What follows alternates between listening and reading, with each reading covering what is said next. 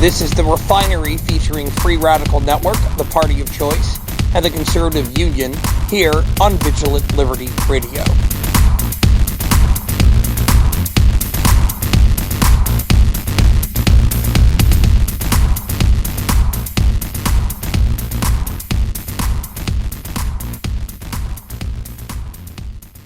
And good evening. It is Tuesday, December 9th, 2014. This is The Refinery, the place where grassroots organizations come together to explore the best ways to make conservative messaging work, to reach and influence more people. You can watch us live every Tuesday at 8:30 Central on therefineryshow.com. That page also has links so that you can listen later on Vigilant Liberty Radio, or you'll be able to download the podcasts onto your iTunes or Stitcher, and you can also subscribe to our YouTube channel. We published 5-minute clips of the show, kind of a best of, throughout the week via YouTube. There's one every day. So subscribe to the YouTube channel, subscribe to our podcast channels, listen, love us, share us, all of these things. And who am I? I'm Leslie. I'm with the Conservative Union. We also have Ryan here with the Conservative Union. And the other two lovelies here with me are Felicia and JD of Free Radical Network. Our third musketeer is the Party of Choice with Andy and Cori. They will be along shortly. And short, from a short person, I have no idea when they'll be here. They'll just show up. And other people might show up at some point too, because who knows, right? This is well organized. It's a well-oiled machine or something. And they're all laughing at me, but they're muted, so you can't hear how much they're laughing at me. Okay, anyway, tonight we wanted to start out with news of the day because there is a little bit of political news of the day that kind of lends itself to conservative messaging or how we ought to best talk about or see the political maneuvering that happens through it. The first thing that you'll see happening on mainstream media today is the release of the torture memo, and that's the Senate Investigative Committee that investigated the CIA torture activities after following 9/11. And so it was mostly the Bush administration of what the CIA did and their black sites and waterboarding and Gitmo and all of those things. Over the last dozen years, I think we as a nation have talked about all of these things quite extensively. And there have been things that we've known that the CIA did. There are things we've suspected that they did. And a bunch of that stuff is written up in this report. The report itself was about 2,700 pages or something. The executive summary, which was released to the public, that 2,700-page report is like classified, and we'll never read all of that. But what was released was an executive summary that's something like 500 pages. And it was just released today. None of us know enough. Nobody's had enough time to read it and digest it or even read analysis written by smart people. So, I mean, we can't really, at this point, I don't think any of us can really comment on the content in that report. We can comment on what's kind of weird, which is the timing. I think, as JD was saying earlier, the Democrat-led Senate, felt like they needed to get it out before they recessed because they suspect, perhaps rightly, that the Republican Senate would never release it. So if it was going to be released, it needed to be released now. So they did that. Yeah. And the thing that's really kind of confusing to me, at least, about this is that it's been a long time since the actions that they're discussing in this report. I think the last incident that they mentioned, and this isn't obviously, as you said, we haven't had time to digest the report, but from what I've read, the last incident that they mentioned happened in 2007. So it's been over for a while. They've had a lot of time. The Senate has, and they've had their opportunities to go into this and deal with the situation and release a report much sooner than this. I mean, we're talking about way sooner when they had even more of a majority than they have. So, did this thing just get finished? I mean, were there investigations that were still continuing that you know of?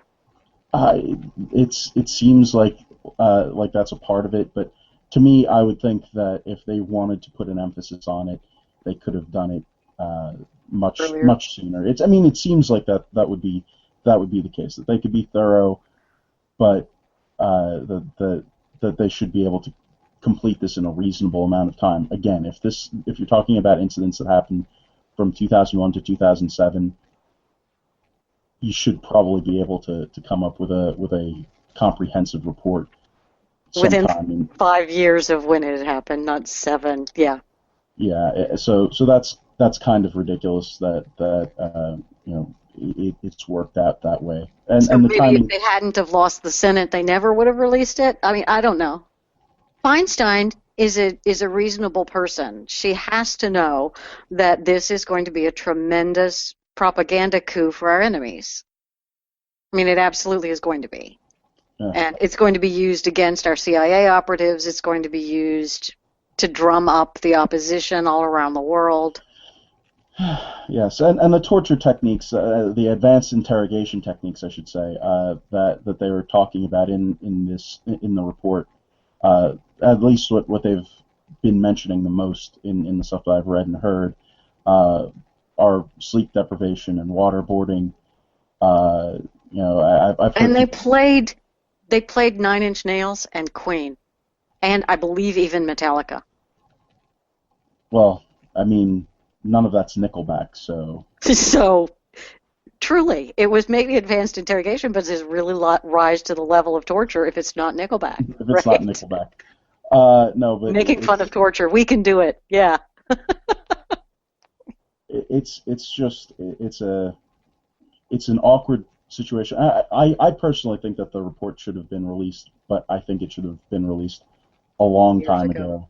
And yeah. I think that it should have been released at a point in time, to minimize the impact. But I mean, we're going into Christmas. We're going into Right. holiday season here. It's going to be New Year's, and to me, the last thing that you want is to get the terrorists, get all of the extremists riled, to get all of the enemies of America riled up around this time, because I don't know, it seems like it's making a bad situation that much worse. But if we can get America talking about 7-year-old torture techniques and whether it was torture or not, and defending Bush and Cheney or whatever they're trying to make us do with their little rope-a-dope strategy, we're not talking about we're not talking about pressuring the Republicans in Congress to use budgetary methods to stop amnesty. We're not talking about Gruber, who was, by the way, testifying today. We're not talking about those things. So we got another news cycle that Obama and the Democrats own, rather than allowing us to own a couple of news cycles. And I hate that we're looking at this as a political thing, but how can you not? Wouldn't it be naive to not look at it as a political timing thing? I don't know. I'm not sure. I'm not sure how much I buy into the political reasons for this to happen. I don't know. I'm not sure. Maybe it is that I'm naive, but it just seems really awkward that would be the case. I don't know.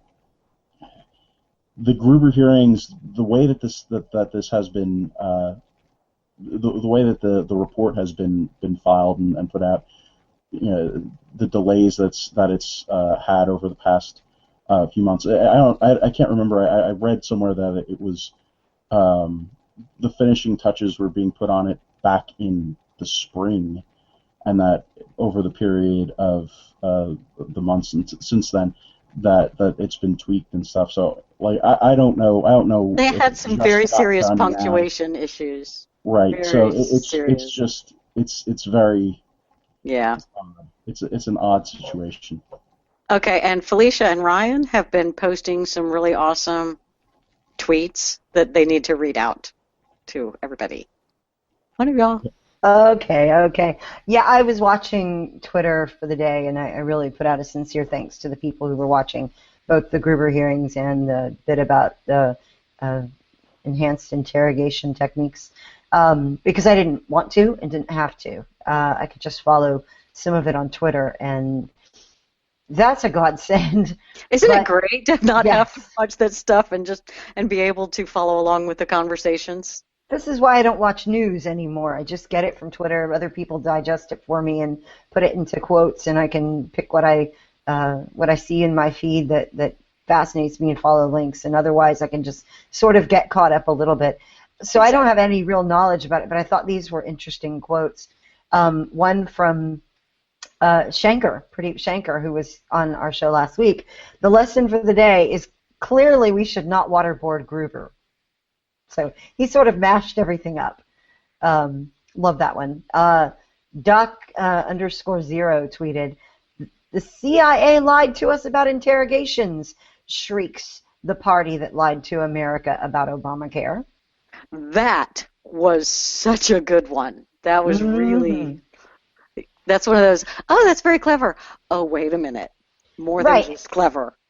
And the CIA, as far as political things go, that's an appointed director, and that's as far as the politics go. The rest of them are people who are career in the CIA or in intelligence, etc. And so for them to attempt to make that a political thing, there's one person in all of CIA who's overtly a political appointee, and yeah. And the CIA is a pretty liberal Democrat, bureaucrat-filled organization. It always has been. It's not Republicans. Almost as bad as the State Department. Yeah. So, hey, it's their own people that they're throwing under the bus. Right. But the main thing is, here's an entire party lying about Obamacare in order to get it passed. The only ones who pushed it forward, changing the rules so that they could do it this way. But now that the election's over and they're about to, some of them are about to go home, it's an interesting time to talk about the CIA and handling interrogations. And, I'm all over the place on the issue of interrogations and methods and everything, but that was a good tweet. And then Kurt Schlichter weighed in with, "Guys you don't want to be today. Gruber, a Rolling Stone editor, Lena Dunham's insurer, or an American serving his country in the Middle East." And that was a gut punch. Yeah, very much so. Yeah. Very much so. How you? Okay, yeah, I'm giggle, giggle, laugh, laugh, giggle. Oh, yeah, American serving in the Middle East. Absolutely don't want to be that. Or an American journalist in the Middle East. Or an Right. an American tourist in the Middle East, or an American teacher, or a Aid worker, charity. or some dumb little Western girl who decided that it would be fun to marry an ISIS guy because they're really cool. There are a couple of like Danish girls or whatever that ran away to join ISIS, and their parents are just beside themselves because they thought ISIS was cool, and now It's the parents. the facial hair. It's the facial hair. Chicks love men with beards, yeah. And we have now been joined by our third musketeer from the party of choice. Hi, Cori and Andy. Hi guys, sorry we're late. That's all right. We've been voguing without you. We were talking about the torture memos, and really we were at this point since none of us really know the content of the torture memos to really dissect any of that. All we can really speak to at this point is the timing of it and the political impact of the release of those things today. And we're talking about a few of the insightful tweets that have been made about it. And it's amazing how people can be insightful in 140 characters or less. It's a skill I totally lack. And of course, Kurt Schlichter naturally really summed it up with "Guys you don't want to be today." Gruber, a Rolling Stone editor, Lena Dunham's insurer, or an American serving his country in the Middle East. And he really got to it with the danger to the people in the Middle East.